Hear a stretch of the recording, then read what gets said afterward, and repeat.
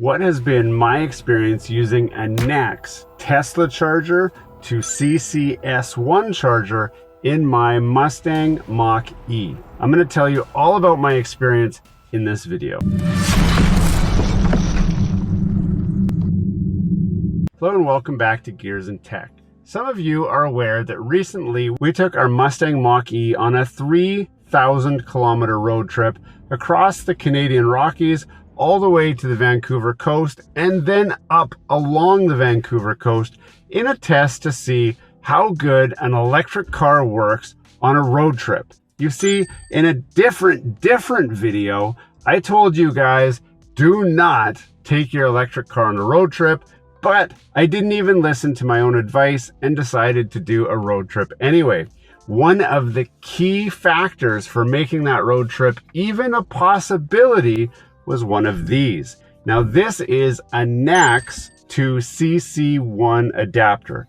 What is NACS? Quite simply, NACS is the Tesla charger protocol. So you can plug a Tesla charger into here at a type 1, type 2, or a type 3 charger into this end, and it converts this end into a Mustang Mache-E CCS1 charger port. Now this will work on any car that does CCS1 type charger plugs. However, Tesla is quite sneaky in the protocol between their charger and this end of the car, and they do have the ability to just shut it off and say, you can't charge at our stations. Fortunately, Ford has an agreement with Tesla now to adopt their NACS standard on future electric cars. But those of us who have an older first-gen electric car from Ford allows the unlocking of one of these adapters for it to work. Now this has only recently been unlocked, and so a lot of people have not had a chance to actually try these firsthand. And that's why you might be watching this video to understand what's involved in using one of these adapters. Well, we didn't get far on our trip from Calgary, Alberta area before we arrived in Canmore. Now Canmore has only one charger station that I was able to find. Now that's at the time of this video, and that is a bank of Tesla chargers. Fortunately, we had the adapter, and I'll walk you through exactly what the experience was. First of all, you need to connect the Tesla charger to this adapter, but there's a little button on the bottom here, and it's very hard to see, especially in this light, but it slides up and down, and it's really stiff. So in here, it says lock, and in here, it says open. I think it says open. It does say open. So what this does is somehow locks, and actually on the side right here, I don't know if I can get this in a way that you guys can see it, but right here, there's writing that says lock. Once you connect it in, and this is the thing, many of you who are experiencing problems with this probably didn't do this step. So you plug in the Tesla charger, and you slide this to the lock position. That makes the Tesla charger communicate with this plug, and then you can plug this plug into your Ford charger port. Now that's exactly what we did, and after downloading the Tesla app, and after creating an account, and after saying go ahead and charge, I was met with a charger communication error. My car said, we're not gonna charge. But for some reason, it charged anyway. I didn't wanna touch it because it was working, but I did experience a charger communication error initially. After it started charging, I was able to see on the app that it was charging. It's just the dash of the car said charger error. And I don't know what it was about, but the app said everything was okay, and the Tesla charger said everything was okay. So I just left it, and it charged. Now, the one thing that I thought would happen was the Tesla charger supported up to 250 kilowatts of charging. Now, I was at about 40% battery charge, and I did not get anywhere near 250 kilowatts of charging. So the Tesla guys have a one-up on you because they can charge it up to 250 kilowatts. You will not. Now the Mache-E that I'm driving supports up to 150 kilowatts of charging, but I didn't even see that. Gamsgo. Are you paying too much for Netflix, Spotify, Disney Plus, Crunchyroll, Duolingo, Canva, or Adobe? Gamsgo has you covered with premium shared subscriptions for a fraction of the price directly from the distributor. Yes, Gamsgo is the shared premium experience that you've been looking for that saves a ton of money. I personally use Gamsgo for my Netflix, my Spotify, my Disney Plus, and my Crunchyroll subscriptions, and I have saved tons of money by switching to Gamsgo. Switching to Gamsgo is as easy as clicking the link in the description or up in the title card, which will take you to the main Gamsgo website. Select the services that you're looking for and buy them. But to show you how easy it is, we're gonna take 30 seconds and we're gonna sign up for Netflix. So we've clicked the affiliate link and I'm gonna click purchase now on Netflix. Now we have an option to buy 3 months or 6 months. I'm gonna buy a 6-month membership. I'm gonna say activate auto renewal because you don't wanna miss out anyway.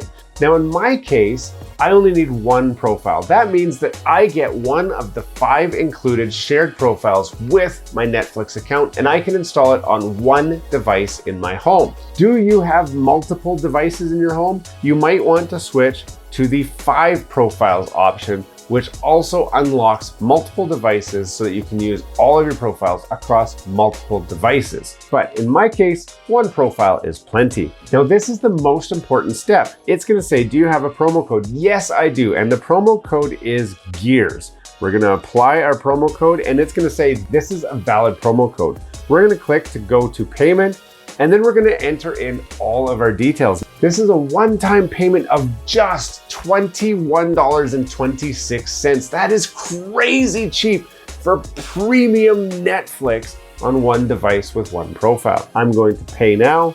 I'm gonna enter my credit card information and that's it. Once you've paid, you get immediate access to Netflix and it's as simple as logging into your Gamsgo account, getting the username and passkey, and then going to legit Netflix. Now it's gonna immediately say, well, who is this? Now I am account number 3, Gears and Tech, and it's gonna ask for my PIN code because I locked this down. Once I have my PIN code in, now instantly I am in the full premium Netflix experience. This gives me HD Netflix, I can download it, and it's that simple. And it works the same on all your other favorite streaming platforms. This is truly an amazing deal, you don't wanna miss it. Click the link down below to grab your deal. The most I saw was about 100 kilowatts of charging. And I think that's just because the battery level that I had, it won't support that fast speed. That 250, or in this case, 150 kilowatts is really only if you're at like 5% or 10% battery. But as you get more juice into the battery, it's not going to charge at the same rate. Meanwhile, back in the lowlands. Pulling into the Tesla station, this will support up to 250 kilowatts for a Tesla. But because we're on a Mach-E, this supports up to 150 kilowatts for the Mach-E. Now currently we're at 26% battery and it's charging at 110 kilowatts. That's according to the Tesla app. If I switch to the Ford app, we'll just see what it says as well. Now it is currently 1:38 p.m. and it says by 2:03 p.m. we'll be at least 80% charge. So the charge rate is still fast. It's starting to slow down already. 97 kilowatts of peak power at this charger. So as the battery starts to get more energy, it starts to slow down the charge rate, which you know, it's great that a Tesla charger can do up to 250 kilowatts, but you're not going to get anywhere near that 250. And in our case, we're really not even getting the 150 because the battery just can't take that much juice that quickly. So it's starting to slow down quite significantly, almost half of what the full rated speed is. It's not a big deal, just means you're going to be sitting here at the charger a little bit longer than you thought. The next morning. So it started at 100. By the time I got to 50, 60%, it dropped down to 80 and then 60 and then 50. It held at 50 kilowatts until we were at 80% charge. Once we hit 80% charge, it did start to dial back, and it dials back a lot. So we dropped back to 25 kilowatts. And in my case, I only charged to about 95%.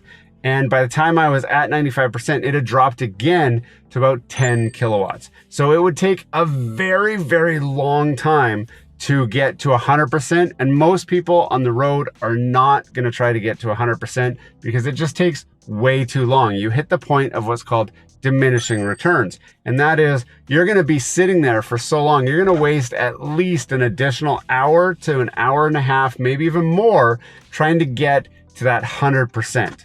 So the time wasted, you could jump in your car and drive to the next charger station and get up to the 80% charge really, really quickly, and then get to the 90% reasonably quickly, and then it slows right down again. So that has been my experience with this adapter. Now, why do I say this is a game changer for road trips? Number one, the charger networks are not very well established across all parts of the country. I'm in Canada, but that is true for the United States as well. And that's where this adapter comes in handy, because it unlocks all of the Tesla charger networks, but not really all of them. I'm gonna put a little asterisk next to all, because Tesla gets to pick and choose which ones are enabled. Now, their app will tell you which ones work and which ones don't. And the Ford app also tells you. So in my case, when I pull up the Ford app and say find a charger, it will tell you a Tesla Ford enabled charger location or just other charger locations. There were a number of other physical problems that I had besides this port. And it's something that's very important to understand. You see, all of the Teslas have the charger port on the driver's side rear taillight area. And the cables that go from the superchargers to the Tesla are extremely short. They are so short, in fact, that there's not a lot of room to reposition. It only fits to that port, and that is all. The Mustang, in my case, the Mach-E, has the port on the front driver's side. Now that's the opposite corner of the car. So there's no way that you can actually get this corner of the car on that side of the charger without taking two spots. So in my case, I actually pulled up to the charger spot and then used the charger beside it to plug in. So I was consuming two chargers, which if it was really busy, I would not make a lot of friends. While we were there, we actually had a Ford F-150 electric truck show up, and he just slotted himself right beside me. So he's in the spot of the charger that I'm using, and then he used the charger beside him. So now we have 3 spots being consumed by only 2 cars. Again, luckily it was early enough in the day that there wasn't a lot of people there, so they weren't complaining. But as more and more vehicles unlock at supercharger locations, they're gonna have to figure out a way how to make it so that this works, but also so that you can configure yourself in a way that you're not blocking extra chargers. Now, there are extension cords that you can get for the NACS charger, but they're designed only for the level 2 chargers. That means they support 48 amps maximum. So you're not going to be able to get 250 kilowatts of charging juice, not even 100 kilowatts of charging juice. That means you're only going to get about 20 kilowatts max on your charger if you try to use that extension cord. So they need to come up with something a little bit better, especially as they unlock more and more of these charger adapters for more and more vehicles, or they need to come up with a longer cord at their super stations. This is just kind of ridiculous that you've got to configure yourself. In our case, I actually pulled ahead so close that I scraped the front bumper of the car on the concrete, and I'm causing damage to the car now, trying to get close enough to be considerate to all the other motorists out there who wanted to be able to come and use the charger. Eventually, I just gave up and said, screw it. I'm just going to take this place. I'm going to own that and whatever. Hopefully nobody keys my car, breaks the windows or something and gets pissed off. That's not the fault of the adapter. The adapter itself worked beautifully. When we were done charging, I just pushed the unlock button on the side of the car and I heard it go zzz, and then it unlocked and released, and I was able to return the charger. No issues. Car charged beautifully. I just had that feeling that it was kind of a little bit more stressful. So my takeaway was, if I have a choice to use this at a Tesla station or just go to a standard regular charger, I just picked that standard regular charger. However, most of these Tesla superstations are charging up to that 250 kilowatts, and most of the other chargers are only doing up to about 50 kilowatts.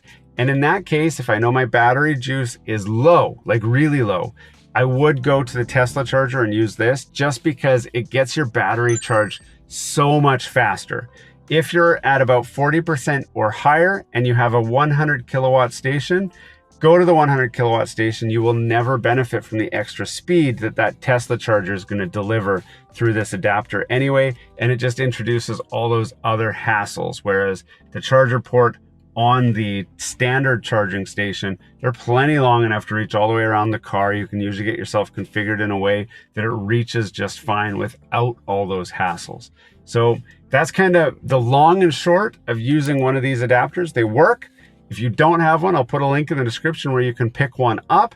And I'm kind of changing my mind about using an electric car on a road trip. If you want to see that journey and all of the pros and cons, everything that I learned along the way, go ahead and check out that video. There was a lot of learnings that we had as we went through that road trip. So it's certainly beneficial for anyone who's considering a road trip with your electric car. Hey, thanks for watching all the way to the end of this video. We hope you enjoy the content in this video, and we'd love to have you come back. Consider subscribing to the channel if you haven't already. And for those subscribers who are looking for that extra special thing that you can do to support this channel, consider joining our members group. That's where we're building this community, the Gears and Tech community, where we can all enjoy content together.